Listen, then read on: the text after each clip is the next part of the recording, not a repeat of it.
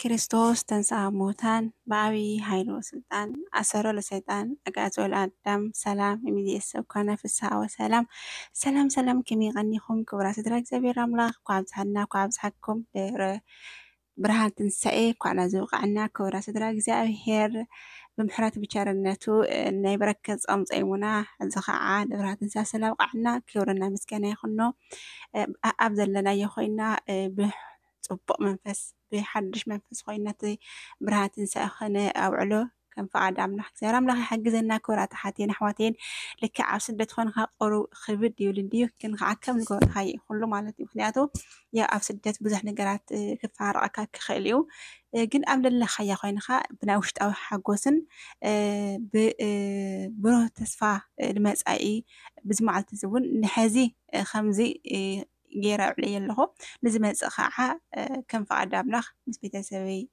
ምስ ኣሕዋተይ ምስ ወለደይ ምስ ደቂ ምስ በዓል ገዛ ኮይነ ከሕልፈ ይብልና ብሩህ ተስፋ ሒዝና ከንጽበይን ኣብ ዘለናዮ ኮይና ከዓ ብዘለና ቃዕሚ ዋላ ንምንታይ ብማይሊ ይኹን ብሓጎስ ኮይና ከነውዕለ ከለና እቲ ንዓና ምክንያቱ ትዋናኡ ናይ ልቦና ትንሳኤ እምበር ናይ ብልዒ ናይ ስጋ ናይ ክዳን ናይ ጫማ ናይ ፀጉሪ ናይ ምናምን ኣይኮነ እቲ ትንሳኤ ማለት ትንሳኤ ናይ ልቦና ትንሳኤና ክኾንና ይግባእ ማለት እዩ ምክንያቱ ሓደ ቦታ ታይብልሲ ክርስቶስ ክትንሳኤ ከሎስ ንሕና ንመውት ይብል ማለት እዩ ምክንያቱ ንሕና እናሓሶ ዘለና ናይ ትንሳኤ በዓላት ዝኽበር ድባብ ኢና ንርኢ እምበር ኣብ ትንሳኤ እንታይ ክንገብር ኣለና ብላስ ብዙሕ ሰብ ይሓስብ ማለት እዩ በተለይ ከዓ ኣብ ትንሳኤ ዝኽበሩ ብዙሕ ነገራት ኣለዉ ሓቂ እንገብሮም ድባባት ኣለዉ ሓቂ ሕዚ ግን ብመንፈሳዊ ድባብ ተትንሪኦ ማለት እዩ ብመንፈሳዊ በቃ ውሽጥና ተናናቃሕ ክርስቶስ ልሞተ ንመኒኡ ተንስአ ኸታይኡ በቃ እዛት ነገር ሓስብና ብጽቡቕ መንፈስ ክንለዓል ከም ዝግበአና እያ ልተዓዘኽዎ ማለት እዩ ክቡራት ስድራ እግዚኣብሔር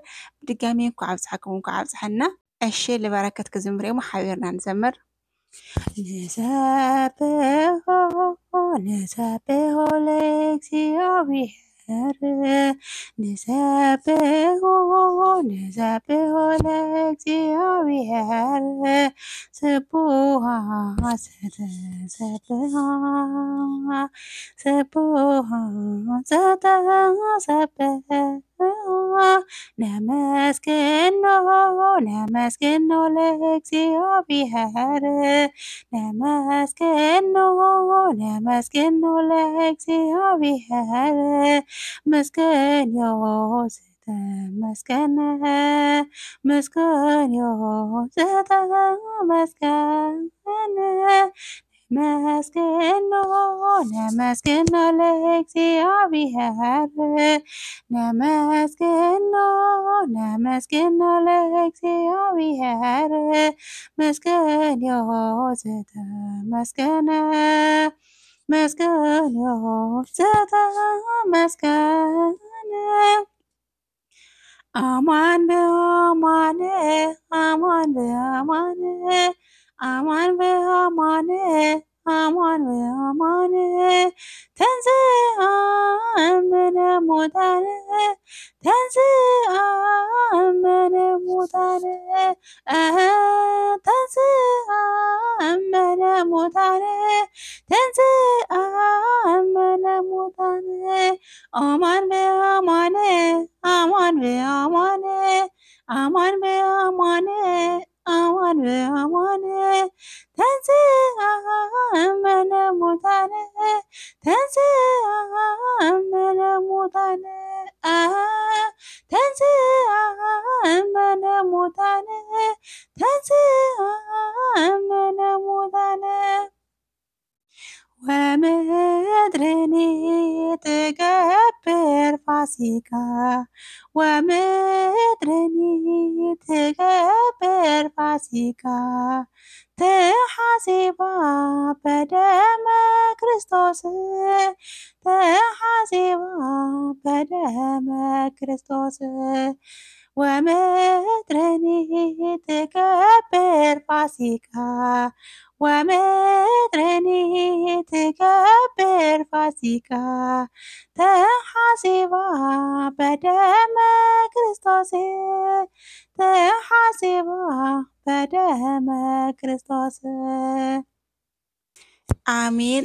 ስለመዝሙሩ ናይ መዘር በዓል ዋና እግዚኣብሔር ኣምላኽና ዝኸበረ ዝተመስገነ ይኹን። እሽምባርከስ ክብራ ስድራ እግዚኣብሔር ኣነ ብዙሕ መዝሙር ኣይኽእሊ ለበረከት ክኾነኒ እዩ ማለት እዩ። ኩላትና እውን ኣብ ዘለናዮ ዋላ ብህልናና ብከምዚ ክርስቶስ ተንሥአ እሙታን እናበልና ክነመስግን እዛ ሰዓት እዛ ደቂቃ ላፅናሕና ደሞ እናመስገንና ስለ ኩሉ ነገር ኣምላኽ ይመስገን። መቸስ ብዙሕ ነገር ንርኢ ኢና በብዓዱ ማለት እዩ።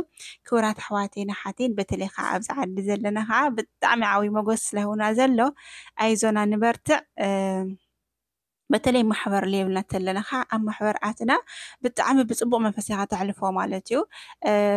መልበዝሕ እኳ ያው እንግዲህ ሌውሊ የለይ ማሕበር ማለት እዩ መንፈሳዊ ማሕበር እዚ ከዓ ንባዕልና ብጣዕሚ ዓብይ በረከት እዩ። ምክንያቱ እግዚኣብሔር ኣምላኽ ድምፂ ኣቦታት ገይሩ ብኦንላይን ገይሩ ኣስተኻኽልና ኣሎ ማለት እዩ እና ድምፂ ንክንሰምዕ ደሞ ምንም ባዕልና እዝነ ኣይደፈናዮሲ ብዝተፈላለየ ሚድያታት ኣሎ ማለት እዩ። በተለይ ከዓ ብኦንላይን ኣብ ቴሌግራም ኣብ ዋትስኣፕ ብጣዕሚ ኢኻ ልክዕ በቃ ዓድኻ ዘለኻ ያው ከምቲ ዓድኻ ዘለኻ ይኹንካ ኣይትኾን ኣይትኽእል ኢኻ። ምክንያቱ ኣብ ቤተክርስትያን ትኸይድ ኣብ ዓዲ ክትመፅእ ከዓ ብዙሕ ነገራት ኣለና። ግን ዝበለፀ ከዓ ብመንፈሳዊ ብጣዕሚ ዝበለፀ ትንሳኤ ኣሎ ማለት እዩ። ምክንያቱ ኣብ ዓዲ ኣብዛኛና ንፈልጦ እንታይ እዩ ቤተክርስትያን ንኸይድ ንመፁሞ ንብልዕ ንሰቲ ንኽደም ምናምን እዚ ኣየድሊ ማለት ኣይኮነ። ግን ኩላትና ግን ናይ ስጋዊ ትንሳኤና ንሪኦ እምበር ናይ መንፈስ ትንሳኤ ብዙሕ ኣይንርኢ ማለት እዩ። ኣብዚ መንፈሳዊ ኣብዚ ኣብ ደገ ግን ኣብ ውጭ ዘለና ግን በቃ ብመንፈሳዊ ትንሳኤና ንላዓል ዘለና ኩሉ ነገር ክንረኽቦ ንኽእል ሓቂ ግን በቃ ብውሽጥና ግን ተሓጉስና ንውዕል ማለት እዩ። ምስ ኣቦታት ኮይና ደስ ዝብልና እናዘመርና ብዙሕ ነገር ቃላት እናሰማዕና ፅቡቅ ቅዱስ ቃል እናሰማዕና ብዙሕ ነገር እናትረፈና ንውዕል ማለት እዩ። ስለዚ ከዚ ላዕበይ ደሞ የለይ።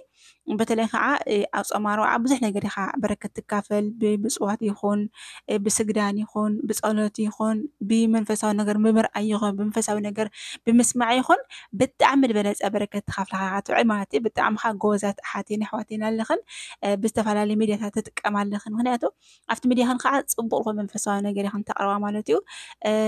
እግዚኣብሔር መስገን ስለ ኩሉ ነገር ንበርትዕ ኣይዞና። እዚ ከዓ ኣብ ዓዲ ከይድና እውን በካይዳና በነጋግራና ብናባዕልና መንገዲ በቲ ሕዚ ሓደ ግዜ ካብዚ ዓዲ ዝነርና ፅቡቅ መንፈስ ነይሩና ብፅቡቅ መንፈሳዊ መንገዲ እናተጓዓዝና ነርናሲ ኣብ ዓዲ ክንኣቱ ከለና ግን ንቅየር ነቲ ዓዲ ንመስል ማለት እዩ። ኖ ከምኡ ከይኮነሲ ንስኻ ነቲ ዓዲ ምቅያር ዝበለፀ እዩ ማለት እዩ። ምክንያቱ ክትሰብከሉ ክትሰብኽ ወይ ከዓ ግድን ከምዚ ከምዚ ኢኻ ክተረድእ ከይኮነሲ ኣካይድኻ ኣይረድእ ሰብ ኣካይድኻ ናትካ ኣካይዳ ደኣ ብፅቡቅ ብመንፈሳዊ መንገዲ ትጓዓዝ ተኮይንካ ኣብ ኣከዳድናኻ ዱ ኣብ ዝኾነ ይኹን ነገራትካ ብሓንቲ ብካይድኻ ቤተሰብካ ይኹን ደቅካ ይኹን ማንኛው ሰብ ብኣካይድኻ ክትመርሖ ትኽእል ኢኻ ማለት ብምንጋር ከይኮነሲ ብተግባር ሶ ሕዚ እውን ኣብዚ ዘለና ዓድማትና ኮይኒ ኣብ ዓድና ምሳኣትና ግን ብልበለፀ በካይደና ኣመልክዕና ክንኸይድ ደሞ ቅዱስ እግዚኣብሔር ኣምላኽና ይሓግዘና። ክብራ ስድራ እግዚኣብሔር ኣይዘና ንበርትዕ ኣብ ዘለናዮ እግዚኣብሔር ኣምላኽ ሰላሙ ፍቅሩ ይዓድለና። ዳግመ ትንሣኤ ብሰላም የብፅሐና። ዓመት ለዓመት ይዕቆረና። ኣይዞና ንበርትዕ ብሰላም ድማ ዓድና ትመልስና። ኣብቲ ቅዱስ ቤተ መቅደስ ኮይና ብቅዱስ ቁርባን ክነሕልፈ ደሞ ናይ ሰናይ ቅዱስ ፈቃድ ይኹን። ኣይዞና ወስብሐት ለእግዚአብሔር። ሰናይ በዓል ይገረና። ክብራ ስድራ እግዚኣብሔር